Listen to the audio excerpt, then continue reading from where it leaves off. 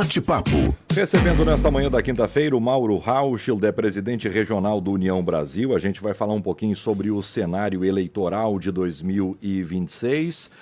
Mauro, tudo bem? Como vai? Bom dia. Já vamos direto para os assuntos que interessam a nossa audiência. O teu partido, ele apoia Gabriel. É isso? Quando a gente fala de governo do estado, de candidatura ou não? Bom dia. Bom dia, Aline, bom dia, Moisés. Eu já ia direto sem bom dia. Não, hoje ele tá com uma pressa, Mauro, tu não tens noção. Não, assim, claro que, obviamente, a gente respeita as instâncias partidárias. Eu, como dirigente partidário, sempre tendo a respeitar as instâncias, né? O presidente estadual do partido, Busato, né, foi ao governador Eduardo Leite, foi ao vice-governador Gabriel e anunciou, né, a participação do União Brasil na aliança, né, que virá a ser formada, né, não temos nenhuma definição, todo mundo é pré-candidato, mas numa aliança que vier a ser formada com o Gabriel Souza liderando a chapa majoritária. Mas isso, claro, nós estamos ainda agora em janeiro, né, as coisas ainda têm muita água para rolar, naturalmente, mas eu acho que, claro, esses anúncios, quando eles são feitos assim de forma prematura, né, eles têm muito mais o sentido também de afirmar, de fortalecer. E mal ou bem, a União Brasil está na base do governo do estado, né, o governador deve se afastar, possivelmente, o Gabriel vira governador daqui a 70, 80 dias, então acho que é normal, é natural, mas eu acho que o cenário político ainda está muito em aberto, né? Se a gente for olhar pelo menos as manifestações públicas, né, a gente viu o Gabriel fazer uma proposta ao PP de Hernani Polo, de que se Hernani Polo estiver melhor nas pesquisas, Hernani seria o candidato, né? Por outro lado, a gente vai olhar para o outro lado, né, Covatti Filho, aliado com Zucco, também dizendo que quem estiver melhor nas pesquisas vai ser o candidato. Então, esse cenário está todo muito aberto. E eu acho que ontem, né, a gente viu aí nas redes sociais, pelo menos, uma baixa importante do União Brasil, né, que a gente não sabe exatamente que indicativo é esse, né, quando o governador Caiado deixa a União Brasil e vai para o PSD de Kassab, Eduardo, Ratinho, ou seja, esses tudo são movimentos que ainda não se consegue constatar exatamente quais são as reais motivações. As reais motivações. Então, acho que tem algumas coisas ainda que a gente vai ter que discutir, avaliar aí pela frente, mas, claro, nós aqui na região, se a gente pensar, né, nós temos aí a prefeita Karine, temos o ex-prefeito Calmo, né, o ex-secretário Rafael, o ex-secretário Calmo, eu, inclusive, como ex-secretário também de governo, né, todos vinculados à União Brasil, à primeira vista, uma tendência natural, né, de ter essa aliança, mas a gente ainda tem que avaliar o que vai acontecer aí nos próximos 70 dias quanto ao afastamento do governador, porque é um cenário, se ele se afastar, se ele não se afastar é outro cenário, né, e também depois todo o período preparatório, né, campanhas, pré-campanhas, pré-convenções, pesquisas, enfim, eu acho que tudo isso vai dar o norte da política ainda mais para frente. E quando a gente fala mais para frente, Mauro, a gente está falando o quê? 60 dias? Eu acho que 31 de março ele é um marco importante, né? Digamos, saindo o afastamento do governador Eduardo Leite para concorrer à presidência, à vice-presidência ou ao Senado, o vice-governador vira governador. Já nos dá um norte. E aí muda também, né, muda a capacidade de articulação, né? Uma coisa é você ser vice-governador e ser candidato a governador. Outra coisa é você ser governador e ser candidato à reeleição como governador. Né? A capacidade de articular, a disponibilidade de cargos, a capacidade de você poder movimentar a estrutura do governo para compor e fazer um arranjo político, ali aumenta muito, né? E isso, sem dúvida, né, concretizando essa possibilidade que me parece a mais real, coloca o atual vice-governador, né, futuro governador, numa condição privilegiada para poder fazer articulação e cooptar todos esses partidos, né, que estão na base, e aqueles que a gente sabe que têm, embora candidaturas, a gente sabe que elas ainda podem, né, arrefecer e aí ali na frente se tornar aliados. Eu acho que, diferente até da última eleição, onde num primeiro momento tinha um grande favorito e se confirmou no primeiro turno, e daí no segundo turno a gente pensou que pudesse ser um pouco mais parelho e não foi tão parelho. O Eduardo ganha com uma folga importante, aliás, a primeira vez que um governador se reelege aqui no estado do Rio Grande do Sul. Quando a gente olha para o cenário desta temporada, o acirramento, tu pensas hoje, nós estamos em janeiro, como tu falas, tem muita água para passar embaixo da ponte, mas a tendência é que seja mais embatucada a eleição, com mais candidatos fortes? Eu acho que sim. E eu sempre gosto de fazer uma avaliação que a gente, por vezes, esquece, porque a gente tende a olhar muito o resultado do segundo turno. Mas se a gente olhar para a eleição passada, né, tá, o Onyx Lorenzoni com mais de 35%, foi para o segundo turno com tranquilidade. O governador Eduardo Leite foi para o segundo turno com uma diferença de menos de 3 mil votos. E ele só foi para o segundo turno porque o Partido dos Trabalhadores não acreditou fielmente no seu candidato, o Edgar Preto, tanto que o Eduardo ganhou do Edgar Preto em Porto Alegre, que seria algo absolutamente fora da curva pensar, né, pela rivalidade histórica da época de Ieda e tudo isso, que o PT poderia perder para Eduardo Leite em Porto Alegre. E só por isso, o governador Eduardo Leite foi para o segundo turno, porque senão não teria ido. E eu acho que isso demonstra, e aí eu costumo olhar a política por essa dinâmica, eu não costumo olhar o resultado do segundo turno, porque no segundo turno virou loteria. Ou eu sou um, ou eu sou o outro. E, obviamente, a fragilidade, né, da capacidade, eu não vou nem chamar de diálogo, né, da capacidade retórica do então candidato, o Onyx Lorenzoni, né, de cair em algumas armadilhas e ficar exposto, né, eu diria em algumas condições talvez até ridicularizado, pelo menos aquilo que se veiculou, os memes que viraram em função disso, não pode ser considerado um retrato que este resultado seja o eleitor de Eduardo Leite. E nem dizer que este seria o eleitor que seria transferido para Gabriel Souza, né? Hoje nós temos um retrato. Vamos imaginar, o Edgar Preto deve partir, né? As pesquisas ainda não indicam isso, mas Edgar Preto deve partir mais ou menos da votação que ele fez na última eleição. Aí nós temos a Juliana com uma votação hoje, neste momento, né? Uma pesquisa indicando um pouquinho melhor resultado que isso. Temos o Zucco num patamar parecido com aquele que o Onyx tinha. E ainda temos que olhar para ver o que vai acontecer, por exemplo, com as outras candidaturas que tendem a acontecer. Então, acho que a eleição hoje é uma eleição absolutamente aberta, né? Não é à toa que as composições estão difíceis de acontecer, porque está todo mundo achando que pode ser cabeça de chapa, né? Edgar e Juliana não conseguem conciliar, PT e PDT não conseguem se acertar. Zucco, me parece que é um dos candidatos forte aí para o segundo turno, pela característica e pela posição estratégica da direita hoje aqui no Estado. E a candidatura de Gabriel, ela ainda engatinha, né? Ele ainda não aparece, né, em segundo lugar em nenhuma das pesquisas. Então, tem um desafio grande pela frente. O que não assusta, né, Aline e Mauro, porque aqui no Rio Grande do Sul a gente tem tido muito essa característica. O azarão ganha muito aqui.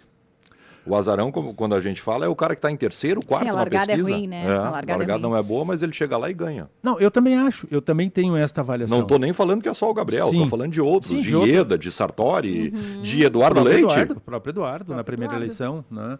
Mas é algo que está em aberto. Acho que a gente tem um espaço aí ainda para acompanhar de pertinho, para ver como é que essas coisas vão se desenvolver. E independente, Mauro, dessa negociação que nos leva às definições de apoio para governo do Estado, existe uma campanha, existe talvez ainda não uma campanha, mas uma fala, uma tratativa, uma bandeira, um discurso para que o Vale vote no Vale, a fim de que nós tenhamos representantes. Aliás, essa é uma fala tua. Na verdade, Aline, eu tenho defendido isso já há algum tempo, mas talvez agora pela primeira vez assim um pouco despido, né, de vinculações mais diretas a algum partido ou alguma candidatura, e analisando um pouco daquilo que a gente pretende para o Vale, né? E aí eu vou dar alguns exemplos. Nós estamos aqui diante de uma CPI discutindo a questão do lote 2 aqui, que afeta a duplicação. Nós não temos um deputado hoje para nos defender ou para ir à CPI e dizer qual é a nossa posição, qual é a nossa opinião. Nós temos a liderança da CPI está com deputados que nem sequer fazem votos aqui na região e que estão condenando isso. Ou seja, nós estamos sendo, de certa forma, algo que é do nosso interesse, está sendo utilizado como bandeira política sem um compromisso ou uma preocupação de quais são os efeitos que isso vai gerar para a nossa economia, para a nossa estrutura logística, para a nossa capacidade. Então nós precisamos ter candidatos locais e precisamos eleger candidatos locais. E não é por falta de bons nomes e não é por falta de competência, porque durante o governo Eduardo Leite I e também durante o governo Eduardo Leite II, quantos secretários de Estado são do Vale do Taquari? Quantos ainda são secretários do Vale do Taquari? Ou seja, então nós temos quadros, nós temos gente qualificada, nós temos pessoas que representam bem e nós não temos um deputado. Então, e aqui, independentemente de ser dirigente partidário, hoje nós temos que eleger 2 deputados estaduais do Vale. Nós temos vários nomes circulando aí, né? Eu não vou cometer o erro aqui de falar alguns e daqui a pouco esquecer algum e daqui a parecendo que eu estou dirigindo para um lado, mas nós temos vários nomes que estão surgindo aqui. Talvez para deputado federal a gente tem só um nome nesse momento mais visível, né? E talvez seja até bom, porque se nós concentrarmos os votos neste candidato, independentemente do partido que ele vai vir, ele vai se eleger, porque nós temos votos para isso. Então, meu convite é para que a população, né, para os ouvintes aqui da Rádio Independente. Eu sei que às vezes a gente acha que um deputado que já é deputado, ou alguém que já é conhecido, ele é amigo da gente, é amigo da família, é conhecido, já fez uma emenda aqui para a nossa instituição, para a nossa associação. É tudo muito legal. E eu respeito. Mas a gente precisa ter deputados daqui, que sejam representantes daqui. A Serra hoje tem 2 deputados que são deles estaduais, o Pazin e o Marcon. São deputados estaduais da Serra, defende os interesses da Serra. Então vamos eleger um deputado.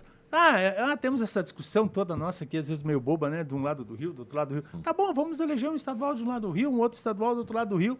Tá tudo certo, né? E vamos eleger um deputado federal da região. Temos que votar no Vale. O Vale vai crescer, o Vale vai ser rico, o Vale vai ser forte, o Vale vai ser respeitado, o Vale vai ter credibilidade, o Vale vai ter logística, vai ter turismo, vai ter negócios, se nós apostarmos primeiro na gente. Né? Porque a gente não usa isso em casa. Primeiro a gente cuida da família, depois a gente cuida dos amigos, depois a gente cuida do bairro, depois a gente cuida da cidade, e depois a gente cuida do Vale. Então, vamos fazer isso agora com a política. Vamos primeiro eleger os nossos deputados daqui. E depois... E quando vão... mas quem serão os candidatos? Alguém pode estar se perguntando. Daqui uns dias, 31 de março, quem é deputado vai se desincompatibilizar, os nomes vão começar a surgir, e a gente vai se organizar aqui enquanto comunidade. Os veículos de comunicação vão ter um papel importante, não para dizer em quem votar, mas para dizer, temos que votar em quem é daqui. Temos que apostar em quem é daqui. E eu acho que os empresários têm um papel muito importante nisso também, além da população em geral, né? Porque as empresas, né, quem produz, quem gera riqueza, quem gera desenvolvimento, quem precisa de logística, de infraestrutura, de apoio, são as empresas, porque são elas que movem a nossa região.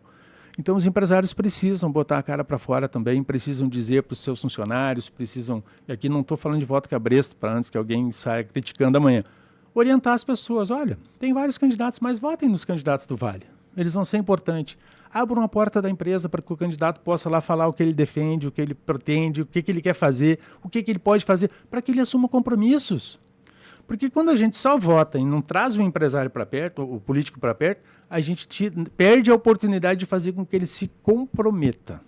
Então, vamos ter que fazer isso. Mauro, tu como agente político, tu como líder do teu partido, tu falaste aqui na última entrevista que o Marcelo Calmo, por óbvio, seria o candidato do União Brasil.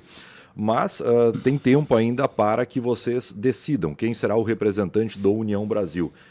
Mudou alguma coisa nesses últimos dias? O nome dele continua como mais forte e ele será o único candidato representante do teu partido no Vale do Taquari? Eu não tenho... Na verdade, eu troquei mensagens com o Calmo nos últimos dias, né? Até em função de toda essa... Repercutiu muito a tua fala aqui. Então, nós até entrevistamos ele depois da tua fala, justo pela tua fala. Isso, inclusive eu mandei mensagem para ele, inclusive, ele me disse, não, Mauro, estou candidato ainda, né? Acho que ele... e aqui eu vou tirar aqui de cena qualquer coisa que esteja acontecendo aqui na CPI de Lajeado, enfim, vou falar daquilo que a gente pode ver. Um ex-prefeito que fez uma excelente gestão, que entregou bons resultados, que saiu bem avaliado, elegeu uma sucessora, que era sua vice, né? Foi secretário de Estado, né? Tem bom trânsito, é bem reconhecido, é bem avaliado, eu acho que é um bom nome. Né? Talvez hoje até o nome com mais visibilidade entre quem não é parlamentar. Né? Nós temos aqui o secretário Edilson Brum, que faz votos aqui na região. Nós temos outros nomes que tem alguma... eu sempre esqueço o nome do nosso deputado ali de Venâncio Aires, ali que... O Arthur. Ayrton Arthur. Ayrton, o deputado Ayrton. Sim, nós temos já algumas lideranças. Mas, sem dúvida, ele é quem representa. Mas hoje nós temos outros nomes surgindo aqui, empresários que fizeram bons trabalhos aqui durante as enchentes, que ganharam visibilidade.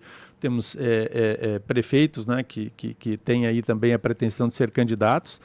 Então, acho que o Marcelo é uma das alternativas, né? Rogo que ele possa ser candidato e que ele se sinta encorajado a ser candidato. Acho que é um nome que tem expressão, né? Que parte de uma cidade que tem um número de votos bastante expressivo, então, para você começar bem, né? Mas, assim como nós podemos falar, aí já que nós estamos falando de alguns nomes, né? O Maneco, que é secretário da Reconstrução, que já fez mais de 30 mil votos na outra eleição, então acho que ele sai e chega fortalecido, né? A outra bateu 2 vezes na trave. 2 vezes na trave, então, assim, eu acho que não é por falta de alternativas, não é por falta de opções, nós temos... né, bons nomes, pessoas que já têm bom histórico de votação, e eu acho que a gente constrói, e se tivermos 4 ou 5 candidatos, vamos trabalhar e daqui a pouco vamos definir, aí a população vai ter que definir por 2 ou 3, e nós vamos ter que eleger pelo menos 2, até daria para eleger 3. Se a gente trabalhar fechadinho, elege 3.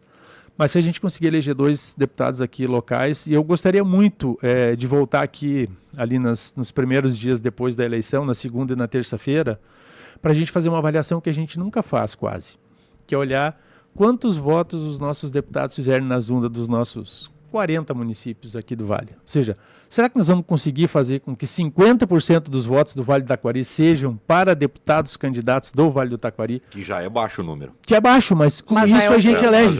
Com isso a gente elege, É. são quase 180 mil votos, é suficiente. Antes de fechar, Mauro, justo essa é a pergunta mais clichê, é uma fala até que a audiência faz com frequência. Se o fato de nós termos aí, pelo menos configurando e entre tratativas, entre entrevistas que já fizemos, 5, 6 nomes, e a gente sabe que essa possibilidade ainda aumenta até as definições, se isso não divide o nosso eleitorado a ponto de não elegermos. Eu concordo e acho isso, sim, um ponto preocupante. Mas eu acho que isso nos remete para o começo da nossa conversa.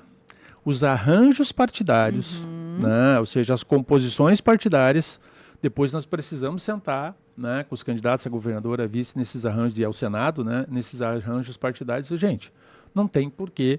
Vamos imaginar, vamos dar uma hipótese.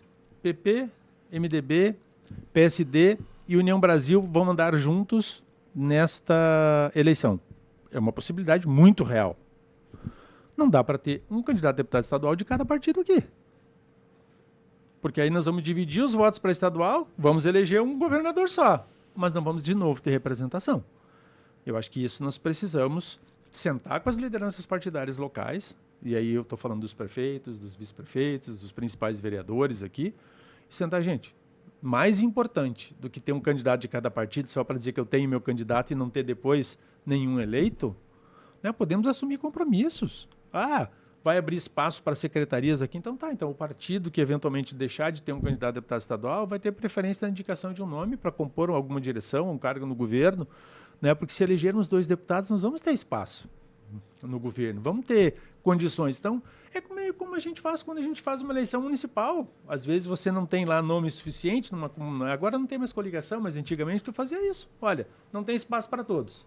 Então, alguém que não vai entrar aqui vai ter um espaço em outro espaço de governo. E aqui não estou falando, porque não dizer isso publicamente é fazer hipocrisia, porque é assim que política funciona. Né? Os puritanos não gostam, mas... É assim que a banda toca. Alguém vai fazer. Se nós não fizermos, outra região vai fazer. Exatamente. E assim, eu quero que o Vale do Taquari ocupe todos os espaços que ele puder, porque é o Vale do Taquari onde eu moro, é o Vale do Taquari onde eu resido, é no Vale do Taquari que eu quero construir, né, e fortalecer minha família. Então, eu quero brigar pelo Vale do Taquari. Quero que o Estado vá muito bem.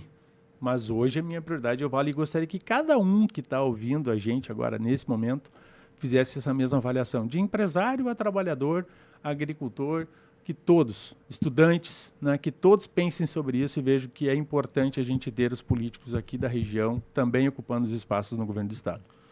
Muito bem. Mauro, muito obrigado. Aguardamos a foto do candidato de 2051 ou candidata. do Baby. É importante que, tomara que a Pâmara não esteja ouvindo isso. Tu vai arrumar uma confusão em casa. Hein? Já comecei a campanha. Já. Eu te falei que hoje ele estava acelerado. É menino ou menina? É o Vicente, tá O chegando aí. Vicente, que nome lindo. Tá chegando aí. Vamos lá, estamos na torcida. Obrigado, boa hora. Mauro. Obrigado, um abraço a todos os ouvintes, espectadores e a todos vocês aí.